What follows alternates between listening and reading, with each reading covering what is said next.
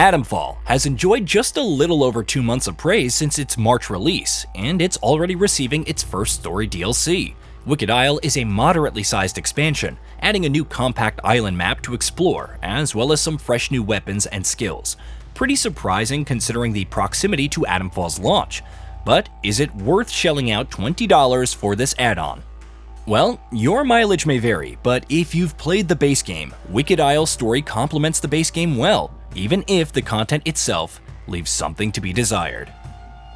To access the DLC, players need only head to the Wyndham port and speak to the ferryman, one of the new NPCs standing on the docks. Beginners are welcome too, since Wyndham can be entered right from the beginning of the base game. As expected, the large bulk of said content takes place on an isolated isle apart from the base game's mainland areas. Backtracking to the mainland is also a decent chunk of the DLC's main quest, but more on that later. So how large is the new DLC island? Well, it's comparable to the other regions of the base game. In particular, Midsummer Isle resembles the Casterfell Woods region in size and geographical features, so if you loathe those enemy-infested woods as much as I do, you're in for more of that. Of course, being an isle, there is water surrounding the entire landmass. My first death in the DLC was caused by a group of new enemies that emerged from the depths of some beached water. They look like 50 sci-fi horror mermen, and they pack quite the wallop. There's also a new enemy faction that behaves identically to the base game's villains. Besides these two new enemies, which are basically reskins if we're being honest, there's not much players won't have experienced combat-wise in the base game. Wicked Isle doesn't feature any groundbreaking new boss fight mechanics or particularly noteworthy encounters, and that's a bit of a shame. What lets the enemy design down even more, however, is the reappearance of those annoying, unlikable mutant plant enemies. They're placed in irritating zones too, discouraging exploration in one noteworthy instance.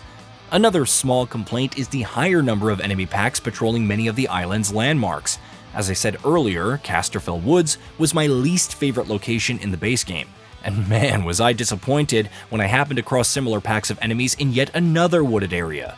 Sure, there's some patches of grass overgrowth allowing for a stealthy approach, but Atomfall works best with its tightly crafted indoor level design, which this DLC has little of.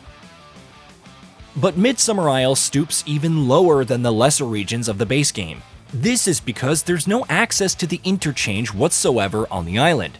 The Interchange rendered traversal manageable in the base game thanks to its interconnected entrances hiding within every region.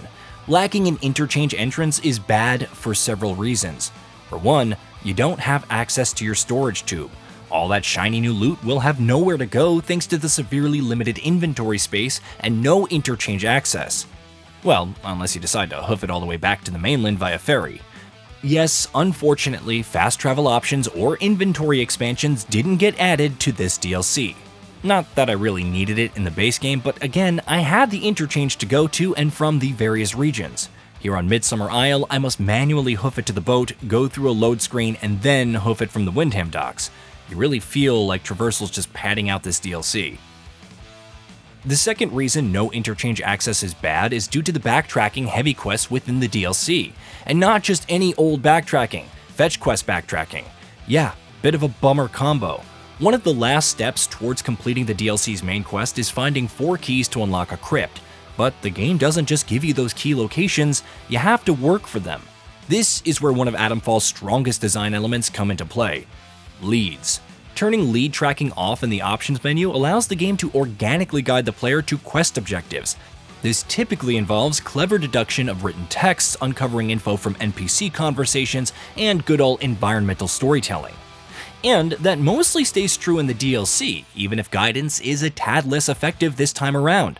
I got lost more during this DLC than at any time in the base experience. Good luck finding the new metal detector, because with a total lack of clues or leads, you're gonna need either luck or objective markers turned on to find it. Regarding the 4 keys themselves, you can go after them in whichever order you see fit, but you better find all the clues in one batch first before getting said keys individually. This is because each key is located within a region of the mainland. Some players will have made 3 separate trips to the mainland just for each key. This level of backtracking simply didn't exist in the core game, especially given the smart layout of the interchange connecting the regions. What makes it even worse is the total lack of expansion given to mainland areas or familiar NPCs.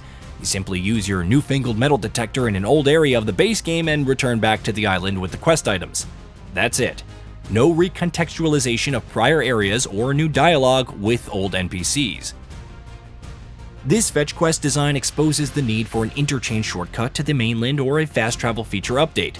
A sizable portion of this DLC's playtime is spent just backtracking and traversing across regions already explored in the main game, but without any added context, areas, or NPCs to make it interesting or fresh.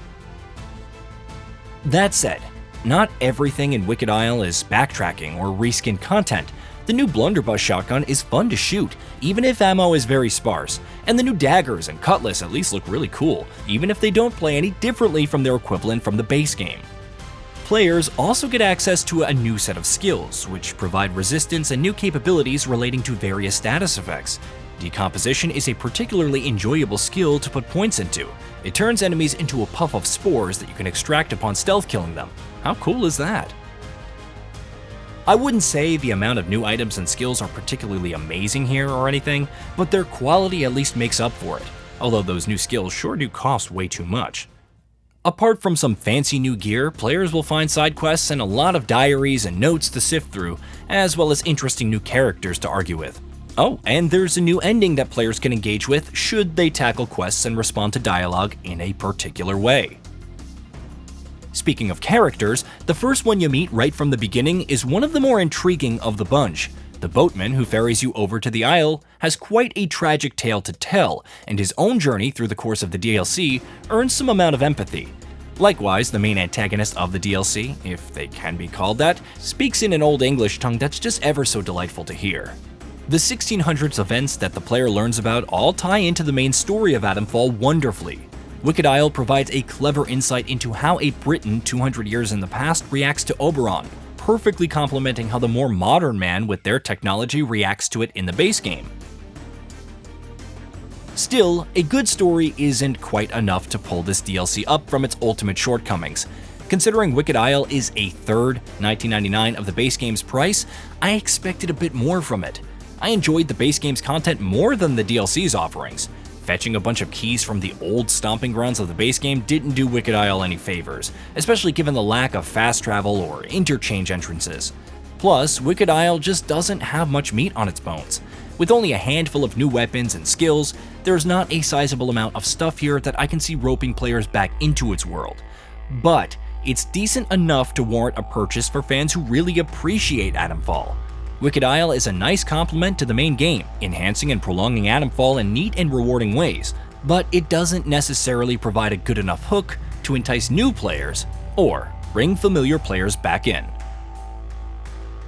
Hey, did you know that we at Gaming Bolt upload new videos every day? Stick around, drop a like, subscribe, and hit that bell, and let us know what kind of content you'd like to see in the future with a comment below.